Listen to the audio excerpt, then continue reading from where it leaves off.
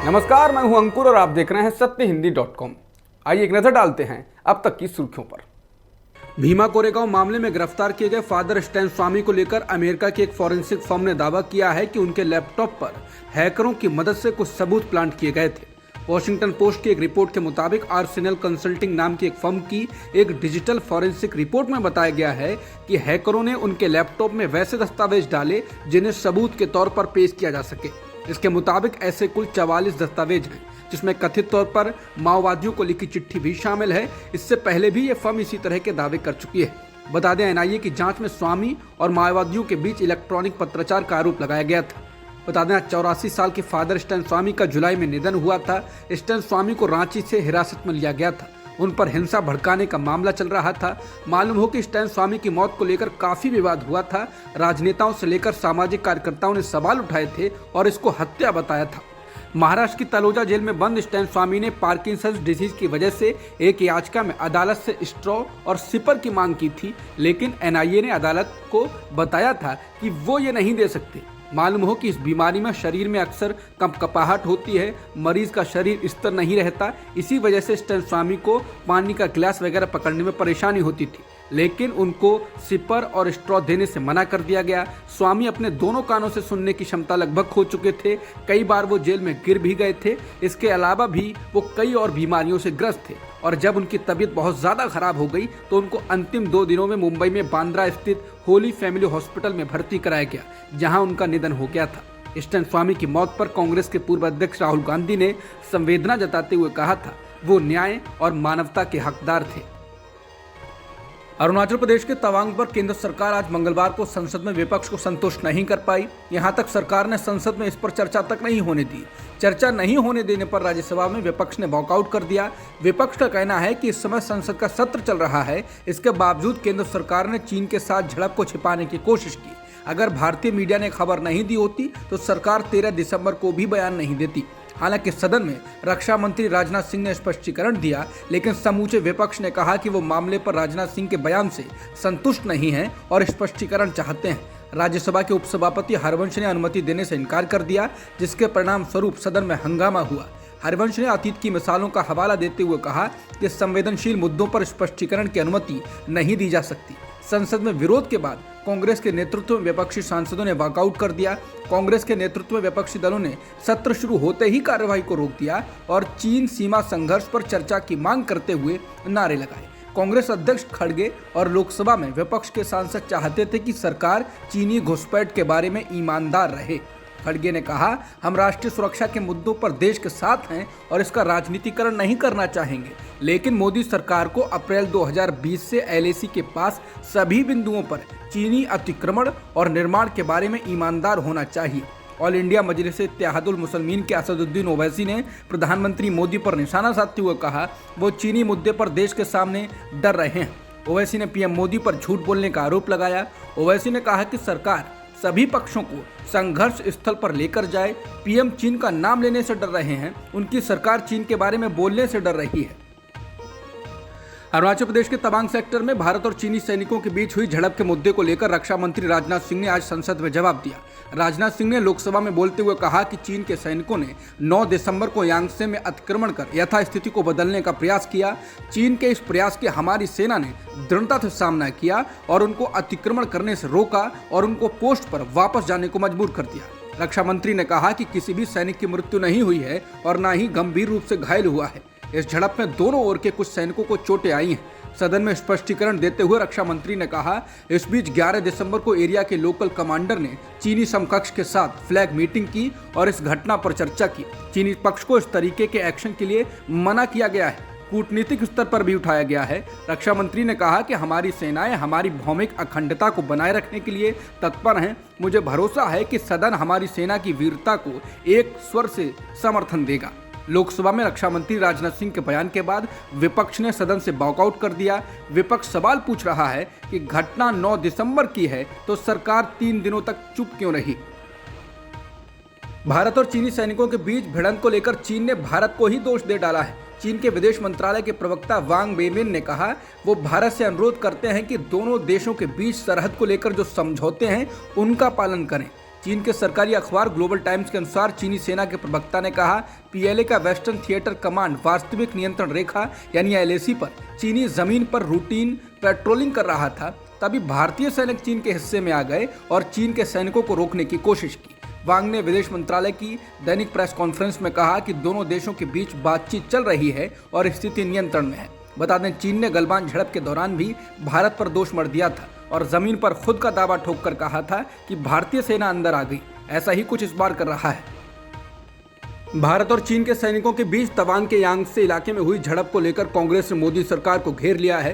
कांग्रेस के प्रवक्ता और सांसद गौरव गोगोई ने प्रेस कॉन्फ्रेंस में कहा है कि रक्षा मंत्री ने संसद में इस मुद्दे पर कोई सवाल तक नहीं लिया। उन्होंने कहा कि सरकार को इस अहम घटनाक्रम पर विवरण देना चाहिए था, लेकिन वो भाग गई।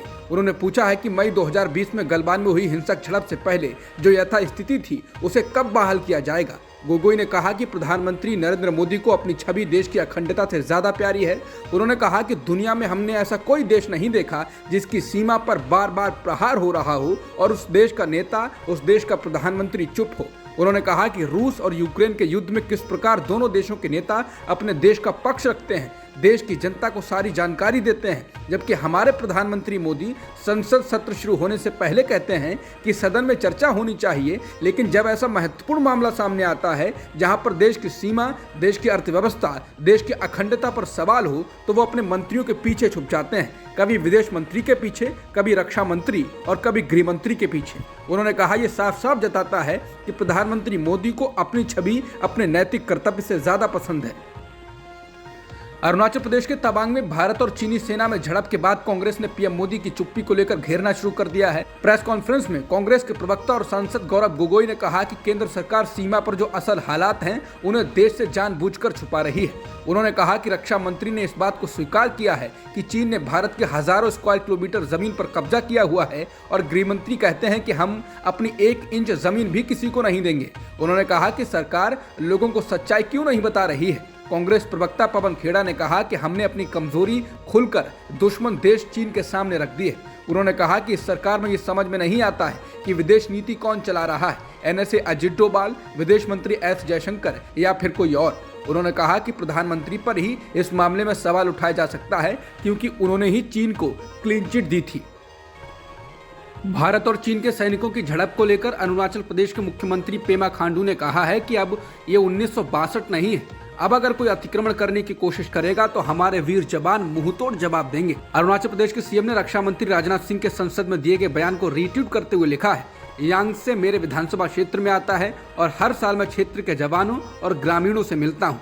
उन्होंने कहा कि अब ये 1962 नहीं है। अगर कोई अतिक्रमण करने की कोशिश करेगा तो हमारे वीर जवान मुंहतोड़ जवाब देंगे। उन्होंने इसके साथ ही हिंदी में लिखा, ईंट का जवाब पत्थर से नहीं, ईंट का जवाब लोहा से दे रही है हमारी वीर भारतीय सेना। केंद्रीय गृह मंत्री अमित शाह ने भारत और चीन के सैनिकों के बीच हुई झड़प को लेकर जवाब देते हुए कांग्रेस को ही निशाने पर ले लिया। पहले तो शाह ने कहा, ये बीजेपी की सरकार है और नरेंद्र मोदी इसके प्रधानमंत्री हैं, 1 इंच जमीन पर भी कोई कब्जा नहीं कर सकता है। इसके साथ ही उन्होंने कांग्रेस को निशाने पर लिया और कहा कि कांग्रेस सरकार ने चीन की धमकी के बाद डेमचोक पर बॉर्डर इंफ्रास्ट्रक्चर का निर्माण रोक दिया था। ये क्यों रोका गया? शाह ने कहा कि कांग्रेस से पूछना चाहता हूं, ये दोगला रवैया नहीं चलता है। केंद्रीय गृह मंत्री अमित शाह ने कहा कि आपके ही समय में हजारों किलोमीटर जमीन अवैध रूप से हमसे हड़प ली गई। आपके ही समय में सुरक्षा परिषद की सदस्यता निजी संबंधों के कारण चीन को भेंट कर दी गई थी। भाजपा सरकार पर नाकाबिल होने का आरोप लगाते हुए तृणमूल कांग्रेस की सांसद महुआ मोइत्रा ने संसद में मंगलवार को औद्योगिक उत्पादन, मैन्युफैक्चरिंग सेक्टर और भारत छोड़ने वाले लोगों की संख्या पर कई सवाल उठाए और पूछा कि पप्पू कौन है। मोइत्रा ने कहा, यह शब्द सत्तारूढ़ पार्टी निंदा करने, भयानक अक्षमता जताने के लिए इस्तेमाल करती है, लेकिन आंकड़े बताते हैं कि असली पप्पू कौन है। मोइत्रा ने सरकार को आर्थिक मामलों के अलावा बाकी सभी मुद्दों पर घेरते हुए मोदी सरकार को जमकर निशाने पर लिया। मोइत्रा ने कहा कि सोमवार को जारी एनएसओ के आंकड़ों के मुताबिक अक्टूबर में औद्योगिक उत्पादन 4% घटकर 26 महीने के निचले स्तर पर आ गया। मैन्युफैक्चरिंग क्षेत्र, जो कि सबसे अधिक नौकरियां देता है, वो 5.6% सिकुड़ा है, जबकि औद्योगिक उत्पादन सूचकांक बनाने वाले 17 उद्योग क्षेत्रों में नकारात्मक वृद्धि दर्ज की गई है। मोइत्रा ने कहा कि सिर्फ 1 साल के भीतर विदेशी मुद्रा भंडार में $72 अरब की गिरावट आई है। मोइत्रा ने पिछले 9 वर्षों में 12.5 लाख लोगों के भारत की नागरिकता को छोड़ने को लेकर कहा, क्या ये एक स्वस्थ आर्थिक और टैक्स एनवायरनमेंट का संकेत है? मोइत्रा ने कहा, अब बताएं पप्पू कौन है। इस दौरान मोइत्रा ने हाल ही में 3 चुनाव को लेकर भी निशाना साधा और कहा कि 3 जगहों में से बीजेपी सिर्फ 1 चुनाव जीत पाई है। भाजपा पर तंज करते हुए उन्होंने कहा, सत्ताधारी पार्टी के अध्यक्ष अपने गृह राज्य में भी नहीं जीत सके हैं, अब पप्पू कौन है? राहुल गांधी की भारत जोड़ो यात्रा में हिमाचल प्रदेश के मुख्यमंत्री सुखविंदर सिंह सुक्खू भी 16 दिसंबर को शामिल होंगे। सीएम सुक्खू के अलावा उप मुख्यमंत्री मुकेश अग्निहोत्री और प्रदेश के सभी कांग्रेस विधायक राजस्थान में जारी भारत जोड़ो यात्रा में शामिल होंगे। बता दें, हाल ही में हुए चुनाव में हिमाचल प्रदेश में कांग्रेस को बहुमत मिला है, जिसके बाद कांग्रेस ने राज्य की कमान सुखविंदर सिंह सुक्खू के हाथों में सौंपी है। सुप्रीम कोर्ट की जस्टिस बेला एम त्रिवेदी ने मंगलवार को बिल्किस बानो की 11 दोषियों की रिहाई को चुनौती देने वाली याचिका पर सुनवाई से खुद को अलग कर लिया। 2002 के गुजरात दंगों के दौरान सामूहिक बलात्कार की शिकार हुई बानो ने गुजरात सरकार द्वारा दोषियों की सजा में छूट को चुनौती देते हुए सुप्रीम कोर्ट में याचिका दायर की थी। याचिका में कहा गया है कि दोषियों की समय से पहले रिहाई ने समाज की अंतरात्मा को झकझोर कर रख दिया है। इसी याचिका पर मंगलवार को जैसे ही जस्टिस त्रिवेदी और जस्टिस अजय रस्तोगी की बेंच ने सुनवाई शुरू की, जस्टिस रस्तोगी ने कहा कि उनकी सहयोगी जज मामले की सुनवाई नहीं करना चाहेंगी। समाचार एजेंसी पीटीआई ने बेंच के हवाले से कहा, मामले को ऐसी बेंच के सामने सूचीबद्ध करें जिसमें हम में से कोई सदस्य ना हो।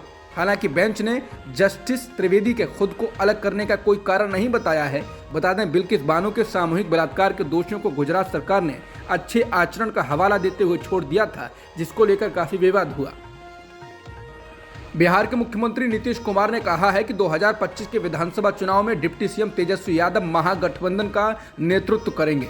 बिहार में सरकार चला रहे महागठबंधन की मंगलवार को ही विधायक दल की बैठक में नीतीश कुमार ने यह बयान दिया। इस बैठक में तेजस्वी यादव के साथ ही महागठबंधन में शामिल कांग्रेस व अन्य दलों के नेता भी मौजूद रहे।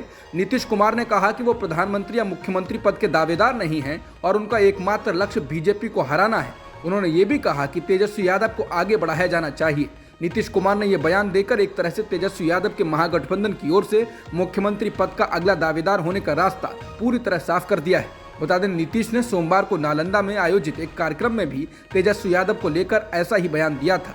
नीतीश ने कहा कि हमने तो जितना करना था कर लिया है, अब तेजस्वी यादव पूरे कार्यक्रम को करते रहेंगे और आगे भी करवाते रहेंगे और कोई दिक्कत नहीं आएगी। उन्होंने कहा था कि कुछ लोग आपस में झंझट करवाना चाहें तो उनकी बातों में मत आइएगा और आपस में एकजुटता बनाए रखिए। केरल सरकार ने आज विधानसभा में राज्यपाल को चांसलर पद से हटाने के लिए विधेयक पारित कर दिया। विश्वविद्यालयों के कुलपति को लेकर पिनारी सरकार और राज्यपाल आरिफ मोहम्मद खान के बीच लंबे समय से विवाद चल रहा था।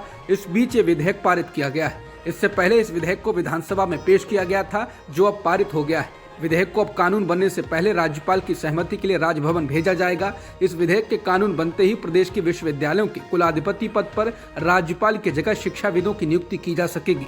चांसलर का चयन मुख्यमंत्री, विपक्ष के नेता और विधानसभा अध्यक्ष की एक समिति द्वारा किया जाएगा। छत्रपति शिवाजी पर विवादित टिप्पणी करने वाले महाराष्ट्र के गवर्नर भगत सिंह कोश्यारी के खिलाफ आज मंगलवार को पुणे पूरी तरह बंद है। इसके तहत शहर के बाजार, स्कूल और ऑटो आदि सब बंद है। इसका आह्वान एनसीपी ने मुख्य रूप से किया था, लेकिन बाद में इस अन्य राजनीतिक दलों और कारोबारियों के संगठन ने समर्थन दिया। इस बीच गवर्नर को लेकर दिल्ली से मुंबई तक दबाव बढ़ गया है। महाविकास अघाड़ी ने 17 दिसंबर को मुंबई में कोश्यारी के खिलाफ मोर्चा निकालने की घोषणा भी की है। बीजेपी के सांसद तक कोश्यारी को हटाने की मांग कर रहे हैं। प्रधानमंत्री नरेंद्र मोदी की हत्या वाला बयान देकर विवाद में घिरे मध्य प्रदेश के पूर्व मंत्री और कांग्रेस नेता राजा पटेरिया को मंगलवार सुबह दमोह से पुलिस ने गिरफ्तार कर लिया। पटेरिया का बयान सामने आते ही मध्य प्रदेश सरकार के गृह मंत्री नरोत्तम मिश्रा ने उनके खिलाफ एफआईआर दर्ज करने के आदेश दिए थे। एफआईआर दर्ज होने और पूछताछ के बाद पुलिस ने पटेरिया को गिरफ्तार कर लिया। पटेरिया के बयान पर विवाद होने के बाद कांग्रेस ने इससे किनारा कर लिया था। बता दें, एक सभा में कांग्रेस नेता पटेरिया ने कहा था, मोदी चुनाव खत्म कर देगा, मोदी धर्म, जाति, भाषा के आधार पर बांट देगा, दलितों, आदिवासियों और अल्पसंख्यकों का जीवन खतरे में है। अगर संविधान को बचाना है तो मोदी की हत्या करने के लिए तत्पर रहो। हालांकि उन्होंने कहा कि हत्या का मतलब चुनाव हराने से है। पटारिया ने बयान पर विवाद के बाद सफाई देते हुए कहा था, वो गांधी को मानने वाले हैं और गांधी को मानने वाला हत्या की बात नहीं कर सकता। वीडियो को गलत तरीके से प्रचारित किया जा रहा है। मेरे कहने का मतलब है कि राजनीतिक क्षेत्र में मोदी को हराया जाए। दिल्ली में हुए श्रद्धा वालकर हत्याकांड की तरह ही एक मामला कर्नाटक के बगलकोट से सामने आया है। यहाँ एक बेटे ने अपनी पिता की हत्या कर दी और उसके शव के 32 टुकड़े कर दिए। पुलिस ने कहा है कि बेटे ने शव के टुकड़ों को एक बोरवेल में फेंक दिया था। अभियुक्त का नाम विथाला कुलाली है। उसे गिरफ्तार कर लिया गया है और न्यायिक हिरासत में भेज दिया गया है। उसके पिता का नाम परशुराम कुलाली था और उनकी उम्र 53 साल थी। एनडीटीवी के मुताबिक विथाला ने इस घटना को 6 दिसंबर को अंजाम दिया। पुलिस ने बताया है कि परशुराम अक्सर शराब पीता था और विथाला को गालियां देता था। परशुराम की पत्नी और उसका बड़ा बेटा उससे अलग रहते थे। रिपोर्ट्स के मुताबिक विथाला अपने पिता की हरकतों से बहुत ज्यादा परेशान हो गया था और उसने उनकी हत्या करने की ठान ली थी। पुलिस ने बताया कि घटना वाले दिन परशुराम की विथाला के साथ बहस हुई और इसके बाद विथाला ने रॉड मारकर उनकी हत्या कर दी। अब तक की खबरों में इतना ही। बाकी खबरों के लिए बने रहिए सत्यहिंदी.com के साथ।